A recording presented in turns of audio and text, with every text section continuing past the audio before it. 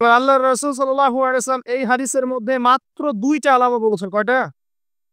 মাত্র ২ টা। আলামত কিন্তু শত, শত আছে। নবীজি মাত্র ২ টা বলেছেন। জীবনের শেষের দিকের হাদিস এটা। ১ নাম্বার তিনি বলেছেন, "ওয়া আন তালিদাল আমাতু রাব্বাতুহা।" যখন তোমরা দেখবে, হে মানব জাতি, যখন তোমরা দেখবে যে দাসী তার মনিবকে জন্ম দিচ্ছে, দাসী তার মালিককে জন্ম দিচ্ছে, দাসী তার মালিককে জন্ম দিচ্ছে। আপনি কি কিছু বুঝলেন? দাসী কেমন করে তার মালিককে জন্ম দিবে? কিভাবে দিবে? দাসী কিভাবে তার মালিককে জন্ম দিতে পারে? কয়েকটা ব্যাখ্যা আছে। আমি ৩ টা ব্যাখ্যা আপনাকে বলছি। ১ নাম্বার ব্যাখ্যা হচ্ছে, এটা হচ্ছে উল্টা বুঝানো হচ্ছে, উল্টা। দাসী মনিবকে জন্ম দেয় না সচরাচর। শেষ জামানায় কিয়ামতের আগে, আগে সমাজের ন্যায় অন্যায়, ভালো-মন্দ, হক বাতিল ইত্যাদির মানদণ্ড উল্টে যাবে। মানুষ ন্যায়কে মনে করবে অন্যায়, অন্যায়কে মনে করবে ন্যায়। মানুষ সত্যকে মনে করবে মিথ্যা, মিথ্যাকে মনে করবে সত্য। সত্যবাদীকে বলবে মিথ্যাবাদী, মিথ্যাবাদীকে বলবে পরম সত্যবাদী। খেয়ানতকারীকে বলবে আমানতদার, আমানতদারকে বলবে চরম খেয়ানতকারী। সমাজের অবস্থা এমন হয় নাই? সুবহানাল্লাহ। এটা হচ্ছে আখিরুজ্জামানের কোন সাইনের জন্য অপেক্ষা করছেন? এগুলোই। আন তালিদাল আমাতু রাব্বাতুহা, এটা একটা ব্যাখ্যা। আরেকটা ব্যাখ্যা হচ্ছে পিতা-মাতার সাথে দাস-দাসীর মতো আচরণ করা হবে। এটা হচ্ছে না এখন? এটাও শেষ জামানার হাদিসে এসেছে যে মানুষ সম্পত্তির জন্যে পিতাকে হত্যা করবে। সন্তান সম্পত্তির জন্যে মাকে হত্যা করবে। ভাই ভাইকে হত্যা করবে, বোন বোনকে হত্যা করবে এবং প্রতিবেশী প্রতিবেশীকে হত্যা করবে। এই পরিস্থিতি নাই ভাই? দেখতে পান না চারপাশে? এগুলো দেখার জন্য কি খুব বেশি ডিগ্রি সার্টিফিকেটের দরকার আছে? অনেক বড় আলেম হওয়ার দরকার আছে? ২ চোখ দিয়ে দেখলে দেখতে পারেন না? পিএইচডি করার দরকার আছে? আপনি এমনি বুঝতে পারবেন। যদি আপনার মধ্যে সামান্য পরিমাণ দূরদর্শিতা থাকে, আপনি বুঝতে পারবেন। এটাই হচ্ছে সমাজের সিচুয়েশন। যেই মায়ের পায়ের নিচে জান্নাত, সেই মাকে এখন সম্পত্তির জন্য হত্যা করা হয়। যেই বাবার সন্তুষ্টিতেই সন্তানের জান্নাত, ওই বাবাকে বৃদ্ধাশ্রমে রেখে আসা হয়।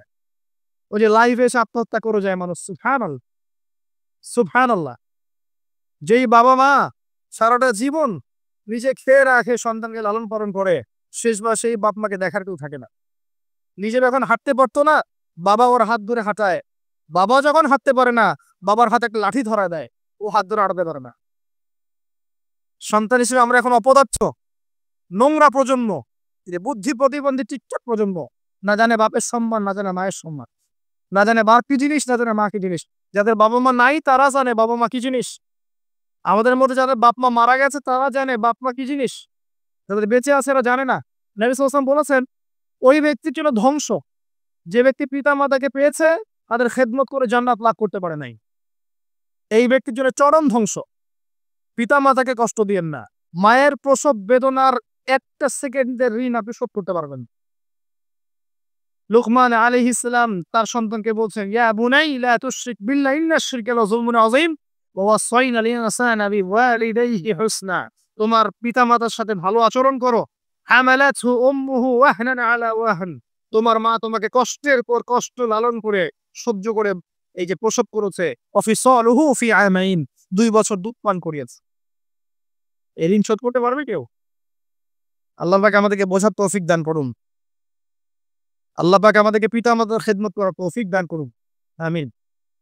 আন তালিদাল আমাতু রাব্বাতুহা, দাসী মনিবকে জন্ম দিবে মানে দাস-দাসীর মতো আচরণ করা হবে পিতা-মাতার সাথে। এটা এখনকার সাইন। আপনি এই বিশ্বের দিকে তাকান, দেখেন কি হচ্ছে। আরেকটা ব্যাখ্যা কি হতে পারে? এটা আমি এখন করতে পারবো। এই ব্যাখ্যা আজকে থেকে ৫০০ বছর আগে করা সম্ভব ছিল না। সত্যি, সত্যি দাসী মনিবকে জন্ম দিবে। কিভাবে? মনে করেন একটা রাষ্ট্রের নাম সিঙ্গাপুর। কি নাম? আচ্ছা। ওখানকার মেয়েরা খুবই আধুনিক। ফেমিনিস্ট, ফেমিনিস্ট মানে হচ্ছে নারীবাদী।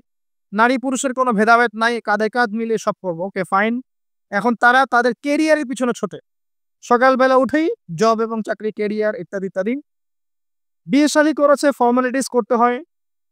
কেউ আবার ওই লিভ টুগেদার থাকে। কেউ মেয়ে মেয়েকে বিয়ে করে ইত্যাদি, ইত্যাদি। কেউ ছেলে ছেলেকে বিয়ে করে। এমনও চলছে এখন আরকি।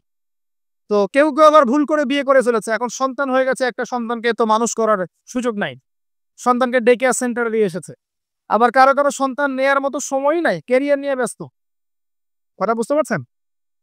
সন্তান 7 মাস 9 মাস পেটে ধারণ করব, আবার এই সিজার বা নর্মাল ডেলিভারি, আরো 2 বছর কষ্ট, ইত্যাদি ইত্যাদি। দরকার কি সন্তান নেয়ার? কি করা যায়? দরিদ্র দেশগুলো থেকে মেয়েকে হায়ার করা হোক। যেমন দরিদ্র দেশ মনে করেন যে আমাদের ধরেন মালদ্বীপ বা আমাদের শ্রীলঙ্কা বা আমাদের আফগানিস্তান বা আমাদের অন্যান্য যেগুলো দরিদ্র কান্ট্রি, ইন্দোনেশিয়া। ইন্দোনেশিয়া থেকে বেশি নেওয়া হয়, যেগুলোর মাথা পিছু অনেক কম। আচ্ছা, একটা দরিদ্র দেশের মেয়েকে নিয়ে এসে একজন পুরুষ স্পাম মানে শুক্রাণু, তার যে শুক্রাণুটা আছে, এই শুক্রাণুটা বিশেষ পদ্ধতিতে ওই মেয়ের ওই ডিম্বাণুর সাথে মিলিত করে ইনজেক্ট করা হয়। আমি কি বুঝাতে পারছি? একটু বোঝার চেষ্টা করে। শুক্রাণুটাকে নিয়ে মেডিকেল সায়েন্সের এখন অনেক পদ্ধতি আছে, এর মধ্য দিয়ে শুক্রাণু ডিম্বাণুকে একসাথে একত্রিত করে গর্ভের মধ্যে রেখে দেওয়া হয়। এবার এখানে বাচ্চা কনসেপ্ট করে, আস্তে আস্তে আস্তে বাচ্চা বড় হচ্ছে। কার পেটে বাচ্চা বড় হচ্ছে? ওই গরিব মেয়েটা। আর শুক্রাণু কার? ওই বড় লোকের। কথা বুঝতে পারছেন কি? যার স্বামী আর স্ত্রী দুজনে ব্যস্ত, সন্তান নেওয়ার ফুরসত নাই, স্ত্রীর সন্তান নেওয়ার ফুরসত নাই, স্ত্রী ব্যস্ত ক্যারিয়ারের পেছনে, ফ্যামিলিস্ট। এবার 9 মাস এই মেয়েটাকে খুব ভালো মতো খাওয়ানো হবে, ভালো খাওয়ানো হবে, ফ্রেশ পানি খাওয়ানো হবে, ফ্রেশ খাবার, একদম তত্তাজা একটা বাচ্চা চাই। 9 মাস পরে এই মেয়ে বাচ্চা খালাস করলো, সিজার হলো বা নর্মাল ডেলিভারি হলো। আর সিজার আজকে থেকে 100-200 বছর আগে ছিল না, নতুন একটা পদ্ধতি এসেছে, পেট কাটা হবে, বাচ্চা বের করে ফেলা হবে। সুবহানাল্লাহ। মনে হয় গরু, ছাগল, হাঁস মুরগির বাচ্চা হয়, মানুষের বাচ্চা সিজার ছাড়া হইতে পারে না। এটা যে শেষ জামানার হাদিসে আছে, আপনাকে বললে আপনি বিশ্বাস করবেন? আখিরুজ্জামান কিয়ামতের আলামতের যতগুলো হাদিস আছে, এর মধ্যে একটা এরকম হাদিস আমি পড়েছি, শেষ জামানায় মেয়েদেরকে ধরা হবে, ওদের পেট কেটে ফেলা হবে। আর কোন নিদর্শনের জন্য অপেক্ষা করছেন? শেষ জামানায় মেয়েদেরকে ধরা হবে, ধরা হবে, মেয়ে রাজি না থাকলেও বোঝানো হবে, সিজার না করলে বাচ্চা বাঁচবে না।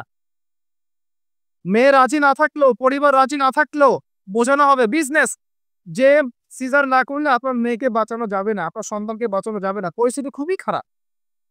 এমন ভাবে ব্রেইন ওয়াশ করা হবে, ভয়ে বাচ্চা, মা বলবে হ্যাঁ করেন, সিজার করেন, বাবা বলবে হ্যাঁ করেন, কোনো সমস্যা নেই। জানেন? এবং এর পিছনে লাখ টাকা, 2 লাখ টাকা, 5 লাখ টাকা নির্দ্বিধায় খরচ করা হবে। বিজনেস, টোটাল বিজনেস একটা। ক্রিটিক্যাল অবস্থা এক জিনিস, আর নরমালি সবাই গণহারে সিজার করছে আরেক জিনিস। এটা টোটালি একটা ব্যবসা এবং পুরো মানব জাতিকে ধ্বংস করার প্ল্যান এটা। জুলুম, মেয়েদের পেটে জুলুম। শেষ জামানে হাদিস এসেছে যে আখিরুজ্জামানে মেয়েদেরকে ধরা হবে, মানে মেয়েরা ধরা দিবে না, ধরা হবে, ধরা হবে, পেট কেটে ফেলা হবে, এর ভিতরে যা আছে ওকে বের করে ফেলা হবে। স্পষ্ট টপকা হাদিস। কেউ দলিল চাইলে আমাকে নক করেন, আমি দিব দলিল ইনশাআল্লাহ। কোন সময়ের জন্য অপেক্ষা করছেন? এই সিজারিয়ান এই ট্রেডিশনটা আজকে থেকে 50 বছর আগে ছিল। আপনার দাদিরা কি এইভাবে সন্তান জন্ম দিয়েছে? তাদের 11টা বাচ্চা হইতো, 12টা 15টা বাচ্চা হতো, আর আমার একটা দুটোতেই সিজার লাগে।